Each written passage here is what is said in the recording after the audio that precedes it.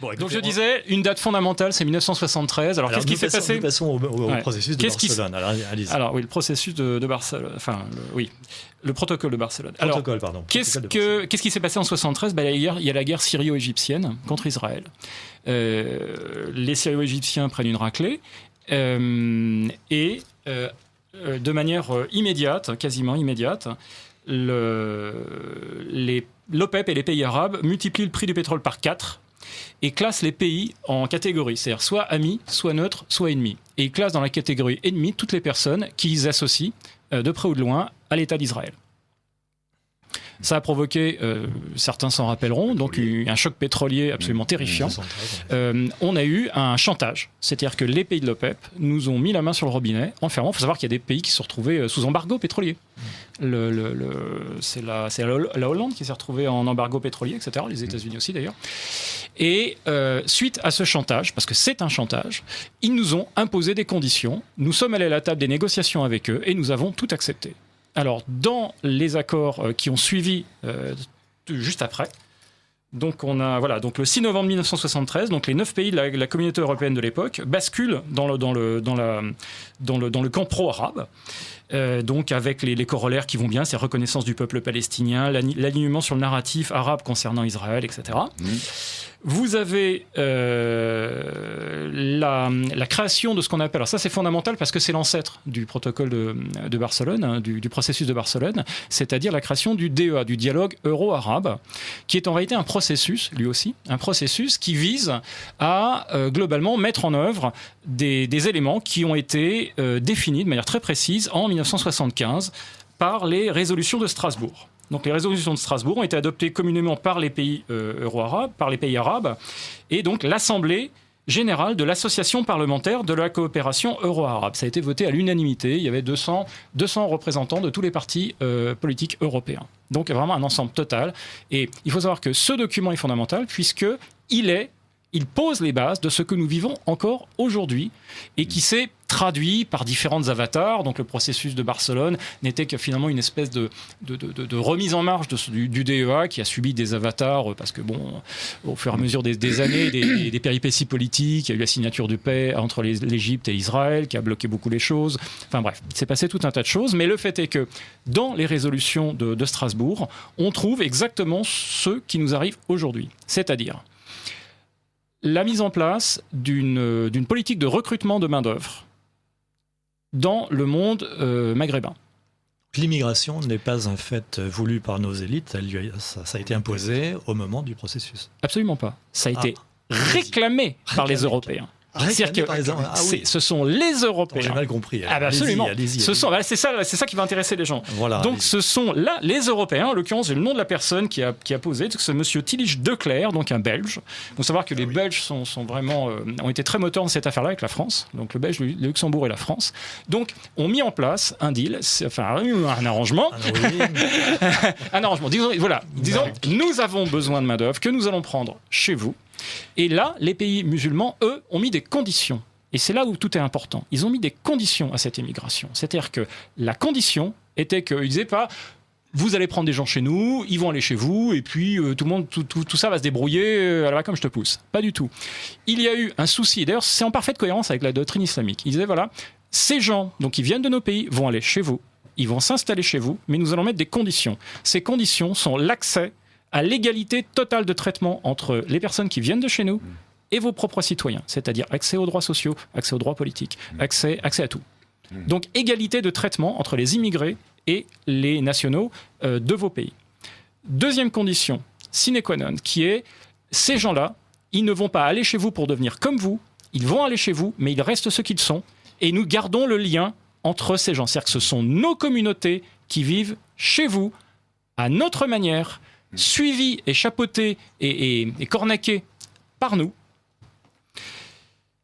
Et la troisième condition, c'était que tout ça va se passer dans des conditions qui font que vous allez devoir introduire dans vos sociétés un narratif concernant l'islam qui suit les règles suivantes. L'islam fait partie constitutive de votre culture. L'islam est... C'est du Chirac dans le texte. Oui, c'est du Chirac dans le texte, bien sûr. Mais Chirac ne fait que mettre en œuvre les accords qui ont été signés à cette époque-là. C'est une mise en application. C'est-à-dire que donc, la presse doit modifier son mode de traitement de l'islam. On doit avoir un traitement positif. On doit avoir la mise en place progressive d'une synergie culturelle entre l'Occident et le monde arabe.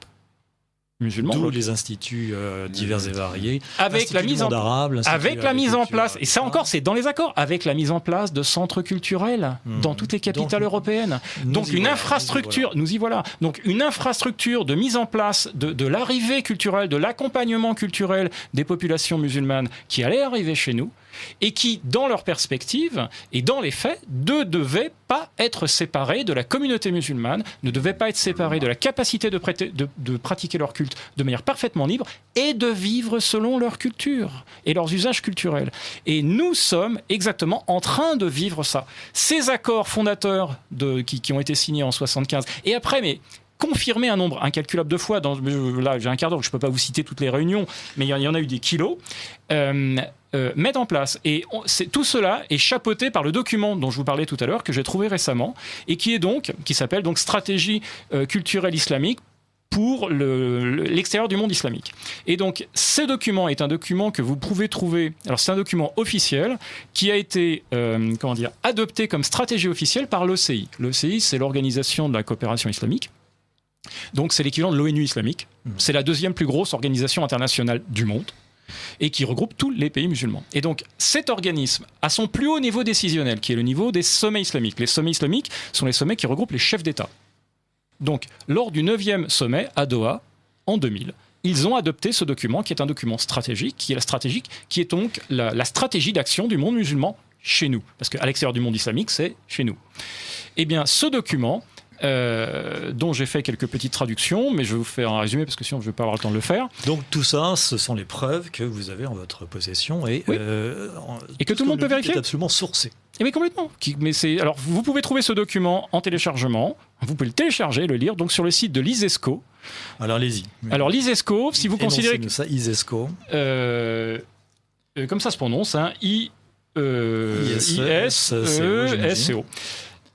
Donc, si vous imaginez l'OCI comme un gouvernement, eh bien, l'ISESCO, c'est le ministère de la Culture, de l'Éducation, de la Communication. Donc, c'est quand même un très, très gros morceau. Ça fait partie de l'organigramme officiel. Ils ont leur siège à Rabat, dans un très beau bâtiment.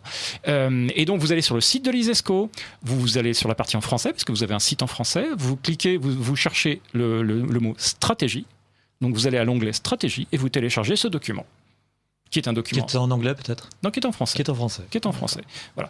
Et ce document, il est présent en arabe, en anglais et en français. Alors j'ai constaté qu'il y a des petites différences entre les versions. J'ai même fait viser la version justement par Samuel Dib, qui est parfaitement bilingue. La version arabe. La version qui fait référence, c'est la version arabe, j'imagine. Non, parce qu'en réalité, c'est comme l'OCI. Les trois langues, français, anglais et arabe, sont les langues officielles. Ce qui veut dire que les trois langues, les trois communiqués, les trois documents sont des documents officiels. D'accord. Voilà. Et donc ce document est le document adopté de manière officielle par l'OCI au niveau du sommet comme leur mode d'action pour les années qui viennent. Voilà. Et ce mode d'action, je vais le résumer très rapidement, il consiste à implanter, alors j'utilise leur terme, à implanter des communautés islamiques civilisationnellement différentes de l'Occident, qui fonctionnent selon les règles de la charia et qui ont pour vocation de prendre les postes clés au niveau politique, économique et communicationnel dans les pays hôtes. Nous sommes les pays hôtes. Voilà. Il faut savoir que l'implémentation, la mise en œuvre de cette stratégie, c'est précisé encore une fois dans le document, s'appuie sur les centres culturels, les mosquées, les écoles islamiques. Et qui sont pour l'instant marginales, ces écoles islamiques, mais qui sont... Attendez, pas du tout marginales. À chaque fois que vous avez une mosquée, l'étape d'après, c'est l'école islamique. Qui est à côté, qui vient après. Et d'ailleurs, dans toutes les mosquées, vous avez des salles de classe. Oh tiens, c'est bizarre, est-ce qu'il n'y aurait pas un rapport avec une sorte de processus éducatif parallèle ? Encore une fois, processus éducatif parallèle mentionné dans le document. Alors il faut savoir que ce document est donc un document officiel qui a été mis en place, alors pas par quelques excités dans le fin fond d'un pays arabe. Avant la mise en place de ce processus a nécessité pendant 9 ans, ils ont sillonné toute la France. Ils le mentionnent d'ailleurs dans le prologue de ce document. Comment est-ce qu'on en est arrivé là ? Eh bien, ce sont les organisations européennes qui ont participé à l'élaboration de ce plan. C'est-à-dire que des gens qui sont chez nous. Mais le serpent qu'on a nourri, c'est-à-dire qu'on a réchauffé en notre sein des serpents, c'est-à-dire qu'on a financé, la plupart des fois, il faut savoir que les centres culturels en Europe sont financés par les États, sont financés par le contribuable. Et ce sont ces gens-là, parce qu'il n'est pas dit des centres culturels, ni des organisations islamiques. Donc eux, ils ont fait la concertation avec les chefs des centres culturels de toute l'Europe et des organisations islamiques de toute l'Europe. Ce qui veut dire que des gens comme par exemple M. Boubaker, etc., sont compris dans les organisations islamiques. Donc les organisations islamiques européennes, alors avec les guillemets bien sûr, ont réclamé à l'OCI parce qu'ils constataient qu'il y avait des signes d'assimilation des enfants musulmans dans les sociétés occidentales. Eh bien, ils ont mis en place un système qui vise à immuniser, j'utilise leurs mots, à immuniser les enfants contre l'invasion culturelle. J'utilise leurs mots. Un enfant musulman qui va dans une école occidentale est considéré comme subissant une aliénation et une invasion culturelle. Donc comme en danger. En quelque sorte. Il est en danger, bien sûr. Il est en danger de sortir de l'islam et de s'assimiler à la culture européenne, ce qui est considéré comme quelque chose d'abominable. Alors, il faut bien voir que cette stratégie aujourd'hui, c'est ce qui se passe chez nous. Aujourd'hui, quand nous avons un centre culturel qui se crée, une mosquée qui s'appuie toujours sur un centre culturel, ils mettent en œuvre la politique de l'OCI. Alors, cerise sur le gâteau, puisque je vois que j'arrive, j'ai dépassé 15, cerise sur le gâteau, il faut savoir qu'un des objectifs fondamentaux, précisés comme absolument fondamentaux et nécessaires, obligatoires, c'est l'enseignement de l'arabe aux populations occidentales. Bien sûr. Ce qui veut dire que nous avons, à l'heure actuelle, une ministre qui benoîtement nous explique qu'il faut qui aujourd'hui agit objectivement, dans le cadre de sa fonction ministérielle comme un agent de l'OCI et comme un agent de mise en place de cette stratégie culturelle avec les guillemets. Voilà. Donc, et on nous parle donc dans le document anglais, il y a un mot qui est très intéressant, c'est qu'à un moment on parle de settlement, c'est-à-dire que les en français. Settlement, c'est un double sens. Ça veut dire implantation, mais ça veut aussi dire colonie. Colonisation, d'accord, oui, c'est ça. Voilà. Et le terme en anglais aussi, le document anglais est très intéressant parce qu'il mentionne explicitement comme traduction de l'Oumma. Donc l'Oumma, traditionnellement, on nous explique que c'est la communauté des croyants. Voilà. Eh bien, eux, ils emploient le terme. Voilà, eux, ils emploient le terme de nation islamique. Alors, il faut savoir que l'ISESCO, c'est un avatar des frères musulmans. Très bien. Eh bien, écoutez, donc. Alors, ce document est une bombe politique. Oui, j'imagine. Moi, personnellement, je pense qu'il y a certaines époques dans l'histoire de France où on aurait convoqué les ambassadeurs, mis ce document sur la table et on aurait dit qu'est-ce que c'est que ça ? Qu'est-ce que c'est que ça ? Vous avez l'intention d'appliquer ça chez nous ? Et on aurait expulsé ces gens. Oui, mais il se trouve que les gens qui sont au gouvernement ne sont peut-être pas tout à fait étrangers à ce... Alors, ils peuvent toujours dire qu'ils ne savent pas que ça existe, bien évidemment, sauf que c'est un document officiel. Mais surtout, le truc qui est le plus sidérant, c'est que nous avons aujourd'hui notre gouvernement qui agit en parfaite collaboration